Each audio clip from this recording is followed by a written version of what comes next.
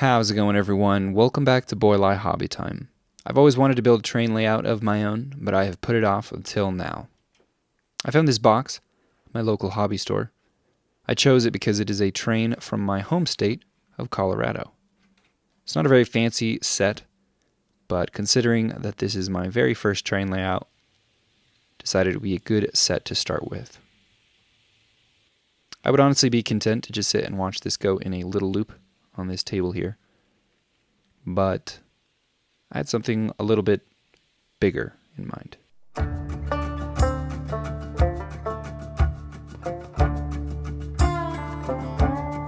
I began by making a rough sketch to help understand what I wanted the layout to look like, as well as figure out the materials that I would need for the build. I bought a 2x4 MDF board to reinforce the base.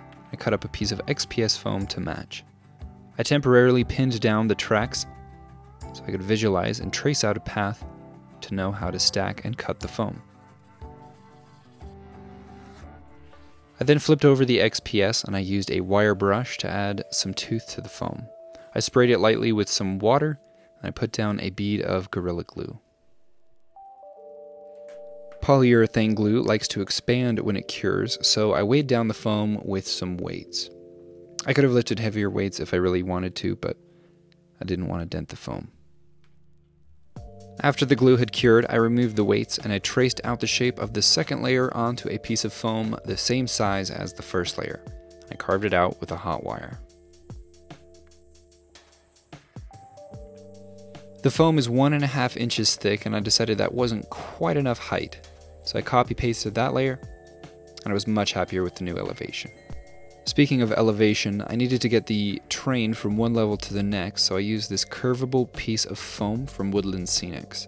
They sell pre-cut ramps, but I carved my own because I couldn't find an incline steep enough for the space that I had available. It's definitely a risk. Luckily, the train is able to make it up and down, no problem.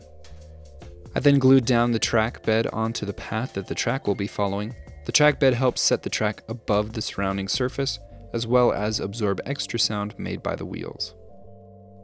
Once the track bed was down, it was time to texture the vertical rock surfaces.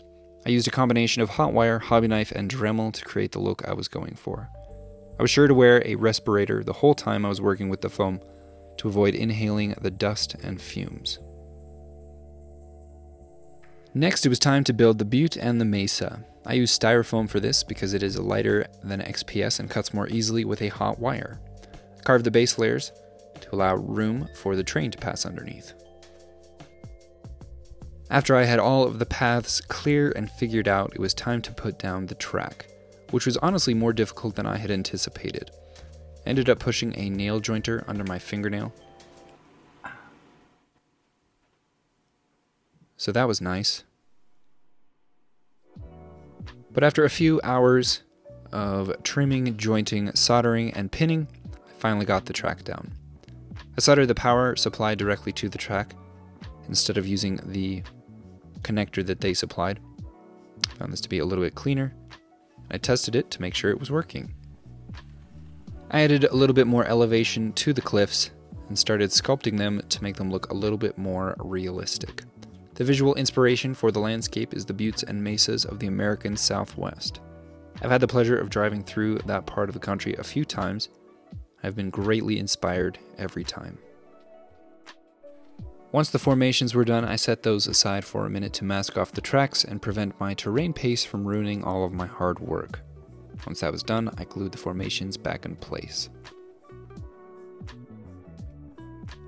I also glued on some plaster rocks that I had made off camera the night before.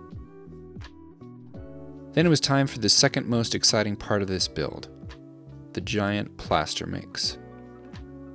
This is definitely the largest amount that I have ever mixed up. I used a ton of plaster, a whole tube of acrylic paint, and 1/4 of a tube of Mod Podge. I mixed it up and added a bunch of water to get it to a brushable consistency. I painted it all over the place.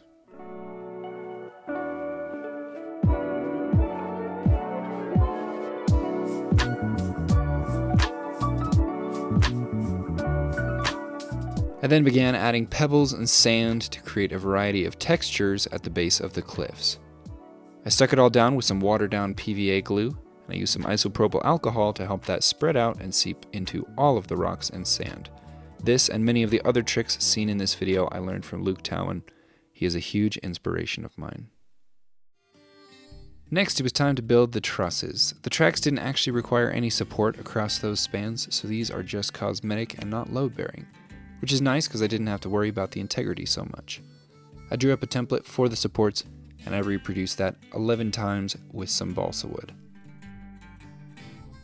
I then stained all of those supports with a wash, and because I was in the washing mood, I took the opportunity to give the cliffs a wash as well. I used 2 tones of brown, a red and a black wash to achieve the rock tone I was looking for.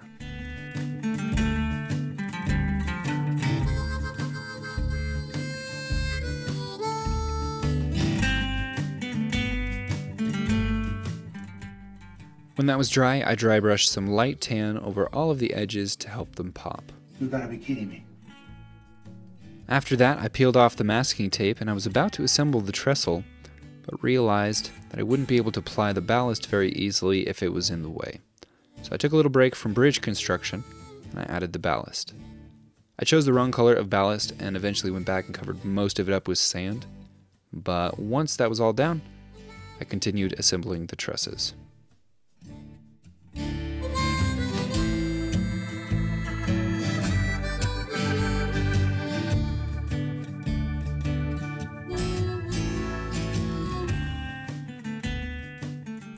The next step was to figure out how to populate the flat open space on top of the mesa.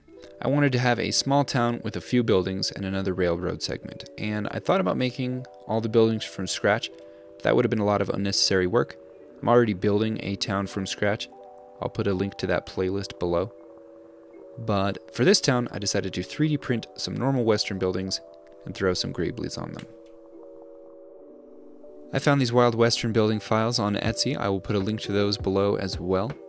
And for the tech additions, I tried to stay true to the theme with some antennas, cables, and little machines that looked like they served some purpose.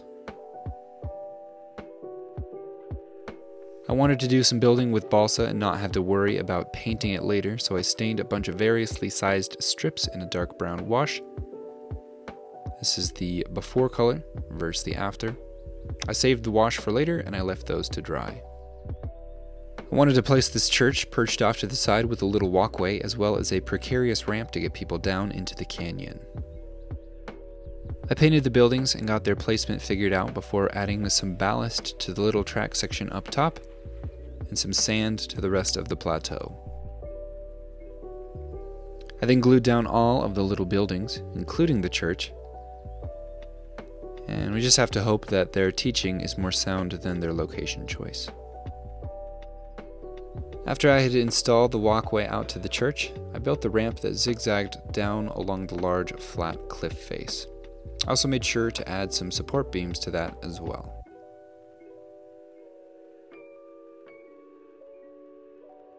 I stippled on some worn walking paths from the ramp and the church into the town, and I darkened the main strip. Then it was time to add some plant life. I placed down some little tufts of grass everywhere that looked like it could use a little tuft of grass. I also applied some patches of static grass.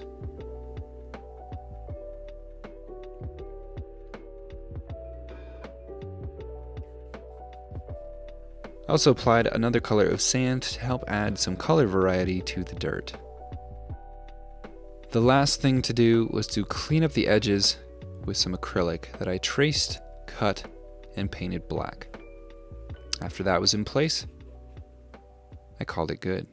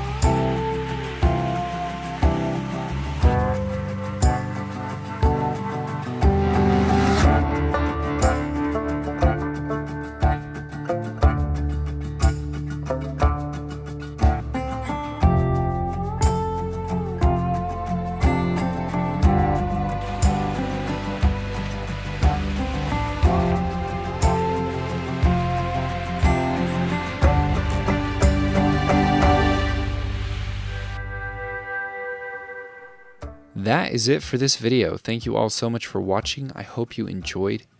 This was a very fun project for me.